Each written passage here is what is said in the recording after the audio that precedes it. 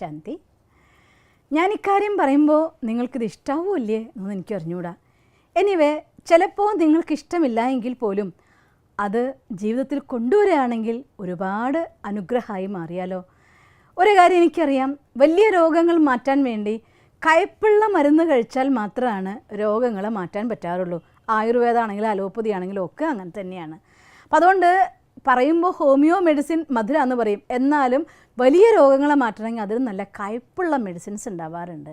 അതുകൊണ്ട് ഇന്ന് നിങ്ങളുടെ ജീവിതത്തിൽ ഉണ്ടാകാൻ സാധ്യതയുള്ളതായിരിക്കുന്ന കുറച്ച് നെഗറ്റീവ് കാര്യങ്ങളെ മാറ്റാൻ വേണ്ടി ഞാൻ പറഞ്ഞുതരുന്നത് കുറച്ച് കയ്പുള്ള മരുന്നാണ് കുടിപ്പിക്കാൻ പോകുന്നത്. ആദ്യമേ നിങ്ങളോട് ഞാൻ സോറി പറയുകയാണ്, നിങ്ങൾക്ക് ഇഷ്ടപ്പെട്ടില്ല എങ്കിൽ ക്ഷമിക്കണം. എന്നിരുന്നാൽ പോലും പറയേണ്ട കാര്യം പറയാതിരിക്കാനാവില്ലല്ലോ. അതുകൊണ്ട് അതിനെ മാക്സിമം മധുരമാക്കി തരണം എന്ന് ഞാൻ ആഗ്രഹിക്കുന്നു. എന്നിരുന്നാലും ഇഷ്ടപ്പെട്ടാലും ഇഷ്ടപ്പെട്ടില്ലെങ്കിലും പ്രാക്ടിക്കലാക്കാൻ നോക്കിയാൽ നിങ്ങളുടെ ജീവിതത്തിന് ഏറ്റവും വലിയൊരു ശക്തിയായി മാറുന്ന 3 കാര്യങ്ങളാണ് ഞാൻ നിങ്ങൾക്ക് പറഞ്ഞുതരാൻ പോകുന്നത്.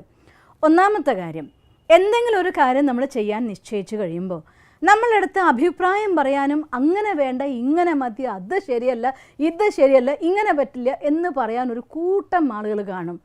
നമ്മളും പലരോടും പോയി ചോദിക്കുക, അത് അങ്ങനെ ചെയ്താൽ മതിയാവോ, ഇത് ഇങ്ങനെ ചെയ്താൽ മതിയാവോ എന്നൊക്കെ. ആ അഭിപ്രായം ചോദിക്കാൻ വേണ്ടി നമ്മൾ തിരഞ്ഞെടുക്കുന്ന ആളുകളിൽ 2 കൂട്ടർ നിർബന്ധമായിട്ട് 2 കൂട്ടരോടെ ചോദിക്കാവൂ. ഒന്ന്, ജീവിതത്തിൽ സമ്പൂർണ്ണ വിജയം നേടിയ ആളുകളോട്. അതല്ലാന്നുണ്ടെങ്കിൽ ജീവിതത്തിൽ പൂർണ്ണ പരാജിതരായ ആളുകളോട്. അതെന്താ ഈ 2 ആളുകൾക്കുള്ളതായിട്ടുള്ള വിശേഷത? സമ്പൂർണ്ണ വിജയം നേടിയ ആളുകളാണെന്നുണ്ടെങ്കിൽ ജീവിതത്തിൻ്റെ ഹൈറ്റ്സിൽ മുന്നോട്ട് പോകുമ്പോൾ എന്ത് ചെയ്യണം, ഏത് സ്റ്റെപ്പ് വെച്ചാൽ എങ്ങനെ കയറാം, എവിടെ എത്താം എന്നുള്ളതിനെക്കുറിച്ച് അവർക്ക് പൂർണ്ണമായൊരു പിക്ചർ അവരുടെ കയ്യിലുണ്ടായിരിക്കും. തോറ്റവരാണെങ്കിൽ എന്ത് ചെയ്താൽ നമ്മൾ തോറ്റു പോകും എന്നതിനെക്കുറിച്ചുള്ളതായിരിക്കുന്ന പൂർണ്ണമായിട്ടുള്ള അറിവും അവരുടെ അടുത്തുണ്ടായിരിക്കും. അതുകൊണ്ട് എന്തൊക്കെ കാരണങ്ങൾ കൊണ്ട് തോൽക്കാം എന്നറിവും നിങ്ങൾക്ക് അനുഗ്രഹമാണ്. ഏതൊക്കെ സ്റ്റെപ്പ് വെച്ച് മുന്നേറിയാൽ എവിടെ വരെ എത്താൻ പറ്റും എന്നതായിരിക്കുന്ന നിങ്ങളുടെ നോളജും അത് രണ്ടും നിങ്ങൾക്ക് ഹെൽപ്ഫുള്ളാണ്. അതേസമയം ജീവിതത്തിൽ പ്രവർത്തിക്കുന്നുമുണ്ട്, ജയിച്ചിട്ടുമില്ല തോറ്റിട്ടുമില്ല എന്നുള്ള ആളുടെ അടുത്ത് പോകരുത്. കാരണം അവർ അലസതയുടെയും അല്ലെങ്കിൽ അവനവൻ്റെ ഒഴിവ് കഴിവിൻ്റെയും സ്വന്തം ഉസ്താദുകളായിരിക്കും.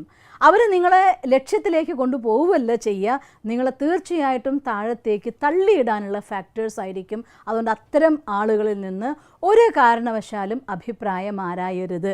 അതുതന്നെയാണ് ഒന്നാമത്തെ കാര്യം. രണ്ടാമത്തെ കാര്യം, ഓരോ ദിവസവും എന്താണോ നമ്മൾ ചെയ്തതായിട്ടുള്ള പ്ലാൻ, ആ പ്ലാൻ പ്രാക്ടിക്കലാക്കാൻ വേണ്ടി നിങ്ങൾ പരമാവധി ശ്രമിക്കണം. പലപ്പോഴും നമ്മളൊരു പ്ലാൻ ചെയ്ത് അതിനു വേണ്ടി എക്സിക്യൂട്ട് ചെയ്യാൻ വേണ്ടി അതിനെ പ്രാവർത്തികമാക്കാൻ വേണ്ടി കാലം മുന്നോട്ട് വയ്ക്കുമ്പോഴായിരിക്കും പലരും ഇന്നത്തെ ഒരു ദിവസം അങ്ങ് പോട്ടെ, അത് സാരമില്ല, ഇന്നൊരു ദിവസം കൊണ്ട് എന്താവാനാ, നീ ഇങ്ങോട്ട് വാ, നമുക്ക് ഇന്നൊന്ന് കറങ്ങാൻ പോവുക, നമുക്ക് ഇന്നൊന്ന് അവിടെ പോയിട്ട് വരാം, ഇന്നൊന്ന് അത് ചെയ്യാം, ഇത് ചെയ്യാം, നമുക്കൊന്ന് വർത്താനം പറഞ്ഞിരിക്കാം. ചായ കുടിച്ച് വർത്താനം പറഞ്ഞിരിക്കാൻ 4 മണിക്കൂർ 5 മണിക്കൂർ സമയം തിന്നുന്ന ആൾക്കാർ പലപ്പോഴും നിങ്ങളുടെ ഓഫീസിൽ വന്നിരിക്കും. അത്തരം ആളുകളെടുത്ത് ചായ കുടിച്ച് ഒരു 5 മിനിറ്റ് സംസാരം കഴിയുമ്പോൾ എന്തെങ്കിലും കാരണം കണ്ടെത്തി നിങ്ങൾ മാറ്റിയിരിക്കണം. അതിലൊരു വിഷമം വിചാരിക്കേണ്ട കാര്യമില്ല. സമയത്തിന് മൂല്യം കൽപ്പിക്കാത്ത ആളുകൾ മറ്റൊരാളുടെ സമയത്തിന് ഒരിക്കലും മൂല്യം കൽപ്പിക്കില്ല. അവർ സ്വയം ജയിക്കൂല, മറ്റുള്ളവരെ ജയിക്കാൻ അനുവദിക്കൂല.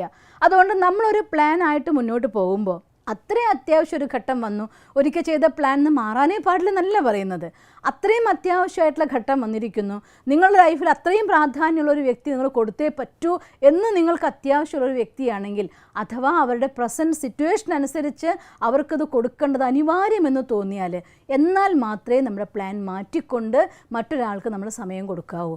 അല്ലെങ്കിൽ നമ്മുടെ സമയത്തിന് പൂജിച്ചുകൊണ്ട് സമയം എന്നതായിരിക്കുന്ന നിധിയെ ഉപയോഗിക്കുന്നവർ മാത്രമാണ് ഈ ലോകത്തിൽ എവിടെയെങ്കിലും എത്തിയിട്ടുള്ളൂ.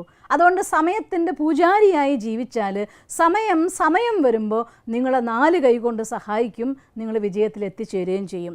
അതുകൊണ്ട് സമയത്തിനെ വേസ്റ്റാക്കുന്ന ആളുകളുമായിട്ടുള്ള കൂട്ടുകെട്ട് ഒഴിവാക്കുന്നത് തന്നെയാണ് ഏറ്റവും നല്ലത്. പിന്നെ 3-ാമത്തെ കാര്യം, പലപ്പോഴും പലരുടെയും ജീവിതത്തിൽ എവിടെയും എത്താതിരിക്കുന്നതിൻ്റെ കാരണം എന്താണെന്നറിയോ? തീരുമാനം ശരിയോ തെറ്റോ എന്ന് വിചാരിച്ചുകൊണ്ട് തീരുമാനമെടുക്കാൻ വൈകിച്ച് ജീവിതത്തിന് ആ ഒരു ഘട്ടം കഴിഞ്ഞു പോയിട്ടായിരിക്കും അവർ ആ തീരുമാനം എടുക്കാൻ വരുന്നത്. അപ്പോഴത്തേക്കും ഇനി തീരുമാനം എടുത്തിട്ടും കാര്യമില്ല എന്നുള്ള അവസ്ഥയായിട്ടുണ്ടാവും. അതുകൊണ്ട് തീരുമാനം തെറ്റാണെങ്കിൽ പോലും വീണ്ടും നിങ്ങൾക്ക് അതിനെ തിരുത്തി ചെയ്തുകൊണ്ട് മുന്നേറാനുള്ള ചാൻസ് ഉണ്ടാവും. ആ ഫെയിലിയർ അഥവാ തെറ്റ്, അതിൽ നിന്ന് പാഠം പഠിച്ചുകൊണ്ട് നിങ്ങൾക്ക് മുന്നോട്ട് പോകാനുള്ളതായിട്ടുള്ള ചാൻസ് അവിടെ ഉണ്ട്. പക്ഷേ തീരുമാനമെടുക്കാതിരിക്കുന്നത് കൂടി ഒരു തീരുമാനമാണ്. ആ തീരുമാനം നിങ്ങളുടെ ജീവിതത്തിൽ സദാ ഫെയിലിയർ മാത്രമേ തരൂ. അതുകൊണ്ട് തീരുമാനിക്കേണ്ട സമയത്ത് എന്തൊക്കെ ജീവിതത്തിൽ വന്നാലും അതിനെ ഫേസ് ചെയ്യാലോ.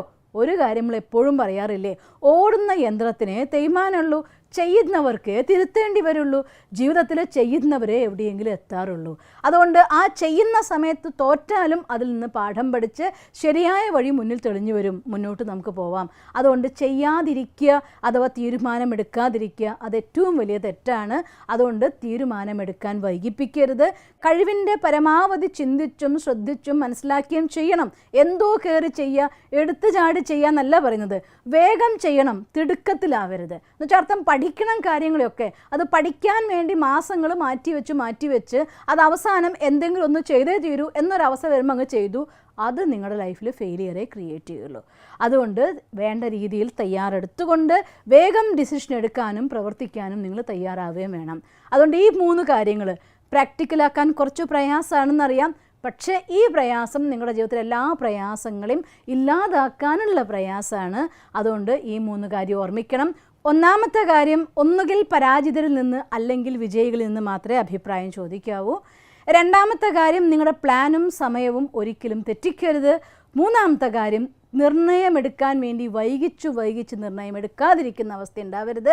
ശരിയോ തെറ്റോ ആവട്ടെ, നിർണയമെടുക്കേണ്ടത് അനിവാര്യമാണ്. ഈ 3 കാര്യങ്ങളും ശ്രദ്ധിച്ചാൽ നമുക്ക് ജീവിതത്തിൽ വലിയ പ്രയാസം കൂടാതെ ജീവിതത്തിന് വിജയത്തിലെത്താൻ സാധിക്കും.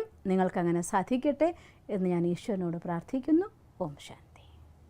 ദിവസം തോറും ജീവിത വിജയങ്ങൾക്ക് വെളിച്ചം വീശുന്ന പുത്തൻ വീഡിയോകൾക്കായി ഞങ്ങളുടെ യൂട്യൂബ് ചാനൽ സബ്സ്ക്രൈബ് ചെയ്യൂ. നോട്ടിഫിക്കേഷൻ ലഭിക്കുന്നതിനായി ബെൽ ഐക്കൺ ക്ലിക്ക് ചെയ്യൂ. ഒപ്പം ഞങ്ങളുടെ ഫേസ്ബുക്ക്, ട്വിറ്റർ, ഇൻസ്റ്റാഗ്രാം പേജുകൾ ഫോളോ ചെയ്യൂ. നന്ദി.